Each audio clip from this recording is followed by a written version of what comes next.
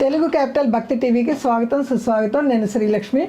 ఈరోజు మనతో Andhra Mahila Sabha retired principal, nursing college EC member, chairperson, అనేక దేశాలు తిరిగి మోటివేషన్ స్పీచ్ ఇచ్చి ఎందరికో జీవితాన్ని అద్భుతంగా మలిచిన సేవామూర్తి మన డాక్టర్ జిఎల్కే దుర్గ గారు మనతో ఉన్నారు. దుర్గ గారు నమస్కారం. నమస్కారం అండి. మనము 17వ చౌపాయి గురించి చెప్పుకుంటున్నాము. ఇక్కడ తుమరో మంత్ర విభీషణమాన లంకేశ్వర భయ సభజగ జాన. ఇంతకు ముందు మనము సుగ్రీవుడికి ఏ విధంగా మన హనుమంతుల వారు మైత్రి రాముల వారితో చేసి ఆయనకి రాజ్యాన్ని ఇప్పించారు అని తెలుసుకున్నాము. ఇక్కడ తుమరో మంత్ర విభీషణమాన లంకేశ్వర భయ సభజగ జాన అన్నప్పుడు మొత్తము రామాయణంలో హనుమ అటు కిష్కింధకాండలో కానివ్వండి, సుందరాకాండలో కానివ్వండి, యుద్ధకాండలో కానివ్వండి, ఎప్పుడు ఎక్కడ ఎంత ఎలా మాట్లాడాలో అంతే మాట్లాడారు. ఒక మాట ఎక్కువ ఒక మాట తక్కువ కాకుండా దానికి మనకి చూసి ఆయన వాక్శుద్ధికి తుమరే మంత్ర విభీషణమాన లంకేశ్వర భయ సభజగ జాన అంటే మొత్తము హనుమ అటు కిష్కింధకాండలో కానివ్వండి, సుందరాకాండ యుద్ధకాండలో కానివ్వండి, ఎప్పుడు ఎక్కడ ఎంత మాట్లాడాలి, ఎలా మాట్లాడాలి, ఎప్పుడు మాట్లాడాలి అని పరిధిని మించి ఎక్కడ మాట్లాడలేదండి. ఆ వాక్కుకి ఆయన అంత చక్కగా ఆయన వివరించడం జరిగింది. అందుకే జిహ్వాగ్రే వర్తయతే లక్ష్మి, జిహ్వాగ్రే బంధనం ప్రాప్తి, జిహ్వాగ్రే మిత్రబాంధవ, జిహ్వాగ్రే మరణం ధ్రువం. అంటే మన వాక్కు మూలాన లక్ష్మీదేవి వస్తుందిట, సంపద వస్తుందిట మాట మంచిగా మాట్లాడితే. అలాగే బంధనం, అవతల వాళ్ళతోటి బంధాలు అనుబంధాలు మనకి చక్కగా ఏర్పడతాయిట. నువ్వు నాకు తమ్ముడితో సమానం అన్నారు రాములు వారు, ఆయన వాక్చాతుర్యానికే కదా. అలాగే జిహ్వాగ్రే మిత్రబాంధవం, చక్కగా రాముల వారికి మనకి సుగ్రీవుడికి అందరికీ కూడా మైత్రిని చేశారు. జిహ్వాగ్రే మరణం ధ్రువం, అటు రావణాసురుడు వదరబోతు కదా, చక్కగా మా సీతమ్మ వారిని అప్పచెప్పు అంటే విన్నాడా, నేను ఇవ్వను అని అలా అహంభావం చూపించినందుకు మరణాన్ని తెచ్చుకున్నాడు, లంక నాశనాన్ని తెచ్చుకున్నాడు. ఇక్కడ ఈ యొక్క చౌపాయిలో తుమరే మంత్ర విభీషణమాన, మంత్రం ఏంటండి? అక్కడ మంత్రము రామ మంత్రం, రామనామమే మంత్రంగా చెప్పాడు. ఒక మంత్రిగా చెప్పాడు, చెప్పిన విషయాన్ని మంత్రంగా చెప్పాడు, విను విభీషణ అన్నట్టుగా చెప్పాడు. అయితే ఇక్కడ విభీషణుల వారి గొప్పతనం ఏంటి అంటే కనుక, మొదటిసారిగా హనుమంతుల వారు లంకకు వెళ్ళినప్పుడు సీతమ్మ వారిని అన్ని చోట్ల వెతుకుతూ వెళ్తుంటే ఒక కుటీరం దగ్గర, ఒక ఇంటి దగ్గర తులసి చెట్టు ఉండడం, విష్ణు సంకేతాలు ఉండడం, అక్కడ రామనామం వినబడడం జరిగితే ఈ లంకలో ఈ రాక్షసుల మధ్య ఎవరా అనుకుంటే విభీషణుడు ఇల్లుటది. ఓహో, ఈయన ధర్మపరాయణుడు అనమాట అని రాముల వారు భక్తుడు అని అర్థం. తర్వాత విభీషణుడు సీతాదేవి అక్కడ అశోకవనంలో ఉంది అని చెప్పారు అని చెప్తారు. ఆ తర్వాత లంకా దహనం చేశాక మనకి ఈ వజ్రాయుధం వేయడము, బ్రహ్మాస్త్రం వేయడము, మన హనుమంతుల వారిని రావణాసురుడు సభకు తీసుకెళ్తారు. కావాలని మన హనుమంతుల వారు ఆ అస్త్రానికి గౌరవించి కాస్త కట్టుబడినట్టుగా ఉంటారు. ఎందుకని? రావణాసురుడి బలాబలాలు తెలియాలి, లంకా దహనం అవన్నీ కనుక తెలిస్తే, ఒరే వచ్చిన ఈ చిన్న దూతగా వచ్చిన హనుమంతుడే ఇంత హాని చేశాడు, ఇంకా రాములు వారు సైన్యంతో వస్తే నాకు ఎంత నాశనం అవుతుంది అని తెలియాలి అనేసి మన హనుమంతుల వారు రావణాసురుడిని చూడాలి అని కొలువుకి వెళ్ళాలి అని అనుకుంటారు. సరే, అందరూ పట్టుకుని బంధించి తీసుకెళ్తారు. బంధించబడినట్టుగా నటిస్తారు. అయితే రావణాసురుడితో చెప్తాడు, రాములు వారు ఏమనుకుంటున్నావు, ఒక మామూలు దూతనే నేనే ఇన్ని రాక్షసులందరినీ చంపాను, అశోకవనం అంతా చేశాను, ఇక రాముడు సేనతో వస్తే నీకు వినాశనము, సీతాదేవిని ఇచ్చేసేయి అని అంటే వినడు. అప్పుడు రాముల వారు సైన్యంతో వస్తే నీ లంకా వినాశనం జరుగుతుంది అని హనుమంతుల వారు చెప్పిన కోపంతో రావణాసురుడు ఈ కోతిని సంహరించండి అంటాడు. అప్పుడు విభీషణుడు లేచి, అన్నా నువ్వు పండితుడివి, నీకు తెలియని శాస్త్రాలు ఉన్నాయా, దూతగా వచ్చిన వారిని సంహరించరాదు, కావాలంటే వాళ్ళకి శిక్షించవచ్చు అని చెప్తాడు. అప్పుడు రావణాసురుడు, సరే కోతులకి తోకంటే చాలా ఇష్టం కదా, ఈ తోకకి నిప్పు పెట్టండి అంటాడు. అనగానే అనేక వేల వేల వేల గుడ్డలు తీసుకొచ్చి చుట్టి దానిని నూనెలో ముంచి శుభ్రంగా ఇంత నిప్పు పెడతారు. నిప్పు పెడితే హనుమంతుడికి ఏమైనా హాని జరుగుతుందా? ఆయన గెంతుకుంటూ ఆ ఇంటికి ఈ ఇంటికి వెళ్ళి మొత్తం లంక అంతా దహనం చేసేస్తాడు. చూసి రమ్మంటే కాల్చి వచ్చేసి ఒక్క విభీషణుడు ఇల్లు ఉంటుంది, లంకలో మన అమ్మవారు మాత్రం చక్కగా కూర్చుని ఉంటారు, ఆవిడకి ఏమీ హాని జరగదు.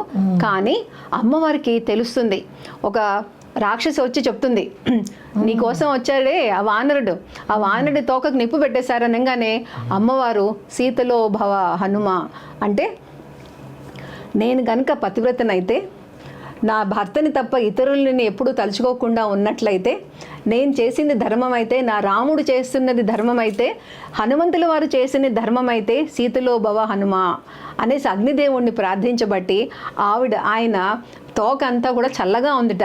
ఇదేమిటి తోక ఇంత చల్లగా ఉంది, ఆహా మా సీతమ్మ వారి మహిమ, రాముల వారి మహిమ అనుకుని ఆ మొత్తం లంకా దహనం అయ్యాక ఆ తోకని తీసుకెళ్ళి సముద్రంలో ముంచి, అబ్బా అంత చల్లగా అమ్మవారి మహిమ అనేసి అనుకుంటాడు. అటువంటి సీతాదేవి సమయస్ఫూర్తితోటి అగ్నిదేవుణ్ణి ప్రార్థిస్తారనమాట. అయితే రావణాసురుడు అనేక సార్లు మన రాముల వారికి, హనుమంతుల వారికి సహాయం చేస్తాడు. ఎప్పుడైతే రాముల వారు ధర్మాత్ముడు, సభలో విభీషణుడు చక్కగా దూతని చంపకూడదు, నువ్వు చేస్తున్నది అన్యాయం కదా అన్న అని పలికాడు అంటే ఈయన ధర్మం పక్షాన ఉన్నాడు అనేసి తెలుస్తుంది. విభీషణుల వారు అన్న చేసే అక్రమాలు కానివ్వండి, అధర్మ పనులకు తట్టుకోలేక ఆయన ఆకాశ మార్గాన వచ్చి రాముల వారి శరణు వేడతారు.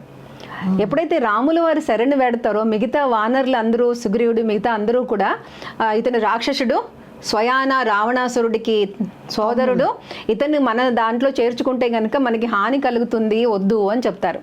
కానీ ఒక్క హనుమంతులు వారు మాత్రం చెప్తారు, ఇతను ధర్మపరాయణుడు, సభలో నన్ను రామదూతని సంహరించకూడదని చెప్పాడు. మీరు సుగ్రీవుడికి వాలి అన్యాయం చేస్తే వాలిని హతమార్చి సుగ్రీవుడికి న్యాయం చేశారు, అలా అన్నకి ధర్మ వైపు ఉంటే తను మీరు రక్షిస్తారనే నమ్మకంతో వచ్చాడు విభీషణుడు, రామ మీరు శరణు ఇవ్వచ్చు అనేసి హనుమంతులు వారు చెప్పారు అంటారు. అయితే రాముడు కూడా అభయం సర్వభూతేభ్యో అంటే నన్ను కోరుకున్న ఎవరికైనా నేను అభయం ఇస్తాను అనేసి రాముల వారు కూడా విభీషణుడికి శరణు ఇస్తాడు, శరణాగతి విభీషణుడు పొందుతాడు. అప్పుడు విభీషణుడు అనేక సార్లు రాముల వారికి సహాయం చేస్తారు. ఈ యుద్ధం జరుగుతూ ఉంటే రావణాసురుడు ఒక గొప్ప యజ్ఞం చేస్తూ ఉంటాడు, యజ్ఞం మొదలు పెడతాడు. ఆ యజ్ఞం కనుక పూర్తయితే బలం ఎక్కువైపోయి ఇంకెవరు గెలవడానికి ఆస్కారం ఉండదు అని విభీషణుడు చెప్తాడు. అతను చేయిస్తున్న యజ్ఞాన్ని మీరు భంగం చేస్తే కనుక బలం తగ్గుతుంది అంటే ఈ వానరులు వీళ్ళందరూ వెళ్ళి ఆ యజ్ఞాన్ని మన హనుమంతుల వారు వాటిని కొంచెము పేర్లు మార్చారు, చదివే మంత్రాలు మార్చారు అంటారు, వెళ్ళి భగ్నం చేశారు. అప్పుడు మొత్తం యజ్ఞం సంపూర్ణం కాలేదు కాబట్టి సగం బలం తగ్గుతుంది. రెండవది, ఈ రాముల వారు బాణాలు వేసి పోట్లాడుతూ ఉన్నప్పుడు, యుద్ధం జరుగుతూ ఉన్నప్పుడు విభీషణుడు మా అన్న నాభి దగ్గర అమృత భాండం ఉంది అని చెప్తాడు. కానీ రాముల వారు నాభికి పైనే అస్త్రాలు వేస్తారు కానీ నాభి కింద వేయరు, అది యుద్ధ ధర్మం కాదు. అప్పుడు హనుమంతులు వారు ఏం చేస్తారంటే రాముల వారు వేసిన అస్త్రాన్ని వాయుదేవుడు వాళ్ళ తండ్రే కదా, దాన్ని కాస్త మార్గం మార్పించి సంహారం జరిగేటట్టు, రావణ సంహారం జరిగేటట్టు చేశాడు అనేసి చెప్తారు. రావణ సంహారం జరిగాక అంతకుముందు ఏమవుతుంది అంటే రాముడు లక్ష్మణుడు నిద్రిస్తుంటే మన రావణాసురుడు ఒక మహిరావణుడు అని తన మేనమామని పాతాళ లంకకి అధిపతిని పిలుస్తాడు.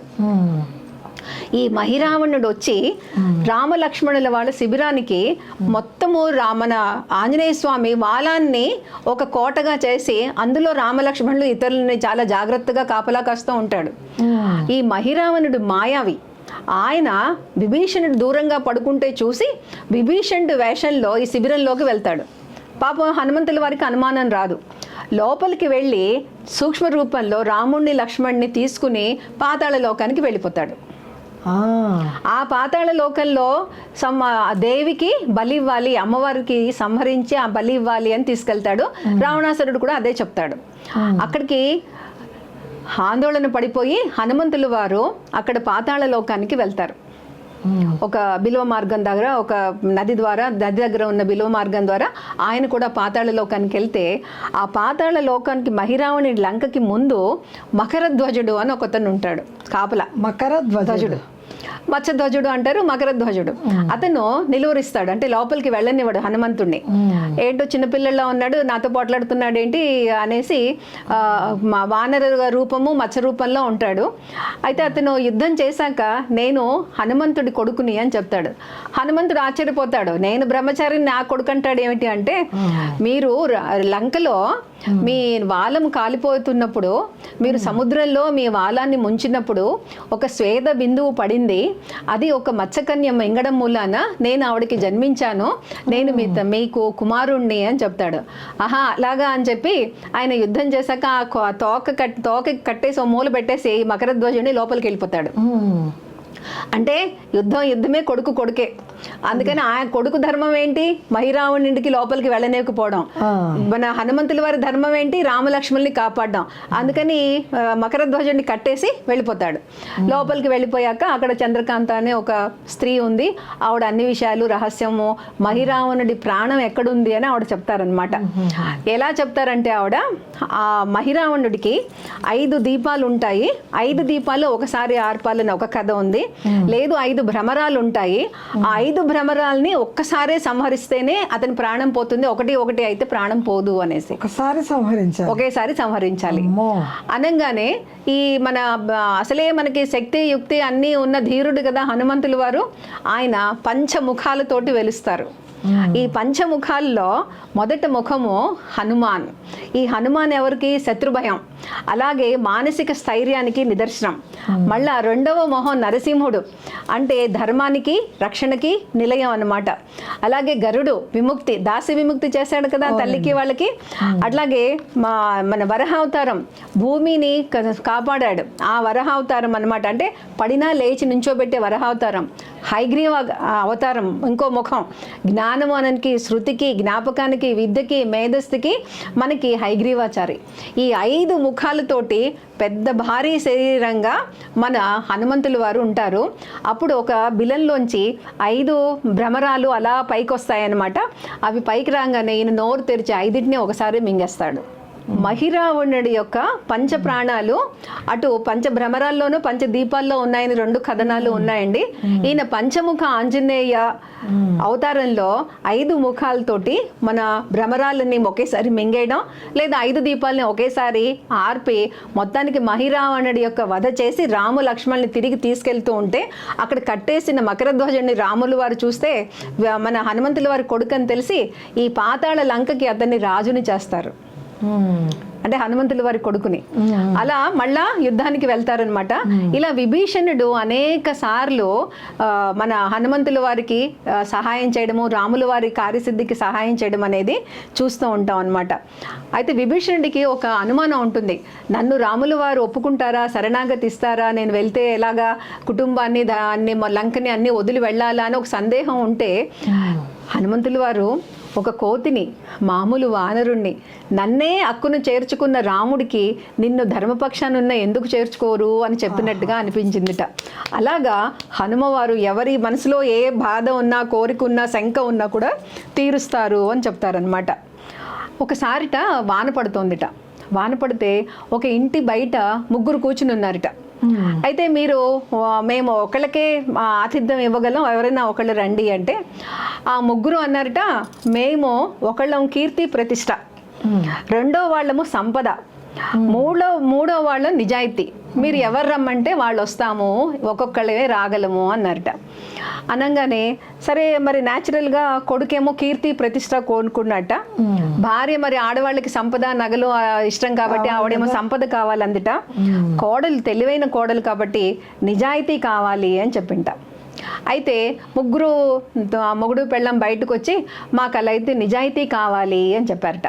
అయితే నిజాయితీ లోపలికి వెళ్తే ఆటోమేటిక్గా సంపద, ఆటోమేటిక్గా కీర్తి కూడా లోపలికి వెళ్ళారట. అంటే అర్థం ఏంటంటే, మనం నిజాయితీగా ఉంటే మనకి సంపదలు వస్తాయి, కీర్తి ప్రతిష్టలు వస్తాయి. అలా మనం అనేక మహానుభావుల్ని చూసాం. అటు మన అబ్దుల్ కలాం గారు కానివ్వండి, పేరు తెచ్చుకున్న గొప్ప వ్యక్తులందరూ, వివేకానంద స్వామి కానివ్వండి, రామకృష్ణ పరమహంస అండి, వాళ్ళు ఎప్పుడూ కూడా దేనికి కూడా మనకు సంపద కావాలి, కీర్తి కావాలని ఎప్పుడూ ప్రాకులాడలేదు. కానీ వాళ్ళ చేసిన పని నిజాయితీగా, అది దేవుణ్ణి ప్రార్థించడమా, ఆధ్యాత్మికంగా పెంచడమా, అటు అబ్దుల్ కలాం ఎవరైనా కానివ్వండి, నిజాయితీగా వాళ్ళ పని వాళ్ళు చేసుకుంటూ వెళ్తే కీర్తి సంపద వాళ్ళని వెతుక్కుంటూ వస్తుంది. అటు విశ్వనాథ్ సత్యనారాయణ గారు ఏ రోజున ఆయన ఏది కోరుకోలేదు. ఆయన పని ఆయన దేవుడి రామాయణ కల్పవృక్షం అలా రాసుకుంటూ వెళ్ళిపోయారు. ఆయనకి ప్రపంచ కీర్తి ఆయన్ని వరించింది. అలాగా మన నిజాయితీగా ఉంటే అన్నీ మనకి సమకూరుతాయి అనేసి మనకి హనుమంతుల వారు కూడా సేవాభావంతో చెప్తూ ఉంటారు. ఎంత అద్భుతమైన వివరణ అండి. హనుమంతుడిని చూసి హనుమాన్ చాలీసా చదువుతూ మనం తెలుసుకోవాల్సిన నీతి చాలా ఉందండి. జై హనుమాన్. జై హనుమాన్.